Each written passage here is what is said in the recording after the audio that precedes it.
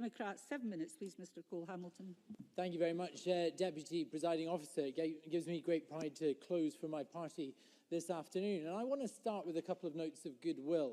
I think it's important to start the new term in that way. And I want to give thanks to those new ministers who will be delivering this programme for government with whom I met and worked over the summer months, particularly Joe Fitzpatrick for his access in respect of the deliberations around the future of HIV Scotland. I hope we're coming to a successful conclusion on that. To Claire Hawhey, who has delivered a suicide strategy which, whilst late, has been well received, and I think it's very important going forward. And I'm sure her tenure as Minister for Mental Health will be defined very much by the success of that strategy. I thank her for that. But particularly the First Minister herself in her proclamation about the willingness of this government to incorporate the principles of the United Nations Convention on the Rights of the Child into Scots law, something I've been fighting for all of my adult life. But the language around that matters, Presiding Officer. Only incorporation of all 42 articles of that treaty into Scots law will give our children access to justice. And I invite either the First Minister or the Minister for Children and Early Years to intervene on me now to confirm that we will indeed be incorporating all those articles and not just the principles, or maybe another time, but it is welcome progress nonetheless. So this summer, I got insight into some of the fresh talent in the ministers appointed before the summer. Fresh talent that may be, but in the pages of this programme for government, there is the whiff of decay. It's a programme characterised by thin technical measures, a programme which makes no admission or offers no contrition for the failings of past public policy. It's a programme which in many ways represents the thin gruel of managerialism. And that word is particularly apposite if the weather vanes of opinion polls and unforced errors by this government show that it is indeed managing its own decline. Presiding Officer, you can judge the measure of the effectiveness of government in the way it deals with empirical evidence of failure and how it responds to expert and overwhelming criticism. On both accounts, it has failed to do this. Drug deaths are once again the worst in all of Europe, twice as bad as those in England, yet not one single word or pledge for new money in the First Minister's statement or programme for government.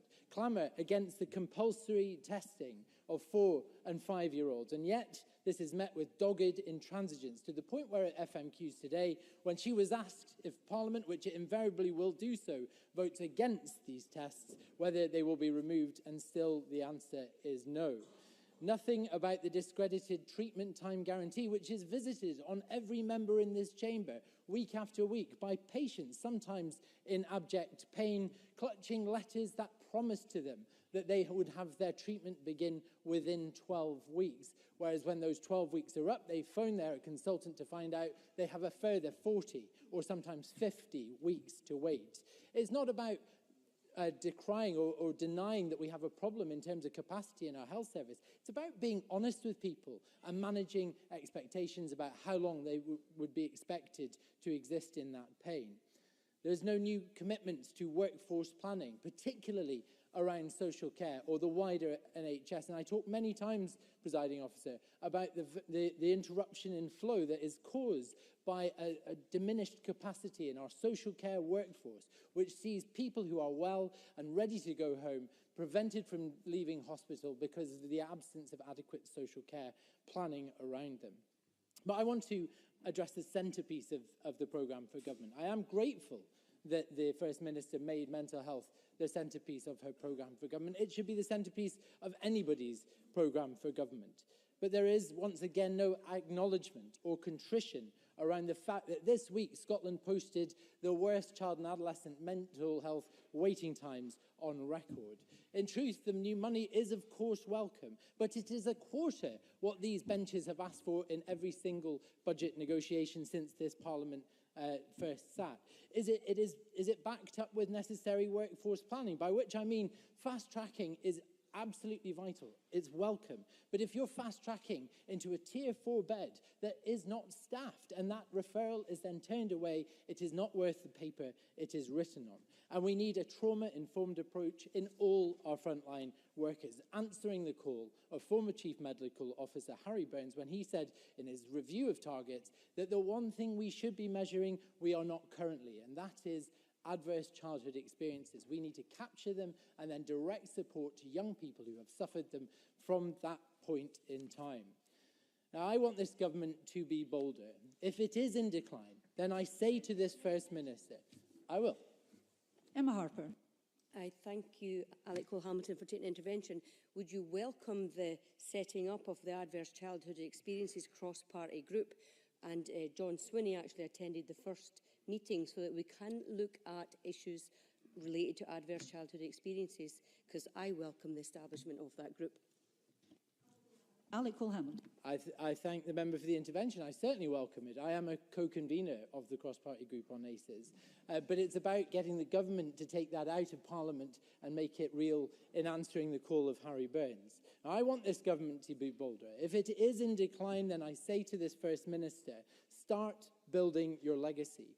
Transform mental health and really transform it from cradle to grave, not just with money, but with workforce planning as well and training for frontline workers who will be delivering it in the services that people depend. Give power to teachers through a Macron 2. Listen to them on testing, listen to parents on testing, listen to children on testing, and give local authorities power to raise most of their own money. But I want to come to the thing that has overshadowed everything in this debate, and so overshadows all aspects of public policy, and that is our position on the precipice of Brexit.